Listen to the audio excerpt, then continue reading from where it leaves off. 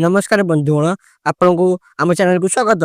आज आम कथा बंगोपसागर में सृष्टि होगा जाऊा लघुचाप विषय आम ओडिशा और पार्श्ववर्ती अंचल कौन प्रभाव आने जानवा ता विषय।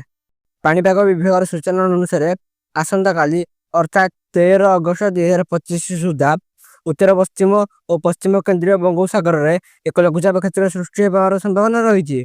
एक घूर्णिबलयर प्रभाव में जहाँ बर्तमान बंगोपसागर सक्रिय होइछि। एही लघुचाप आगामी 24 घंटा मध्य अधिक घनीभूत हो पारे एवं यह एक अवपात परिणत होबार संभावना रही। यार प्रभाव में ओडिशार उपकूल अंचल एवं पार्श्ववर्ती राज्य मानक पाग बदलिब। एही लघुचाप क्षेत्र जो ओडिशा रे आसंता 13 तारिख वर्षा आरंभ होबार संभावना रही।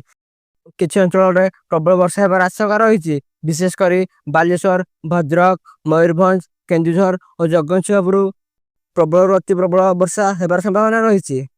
यह सहित वर्षा समय 30 रु 40 किलोमीटर प्रति घंटा बेगर पवन बहबार संभावना रही।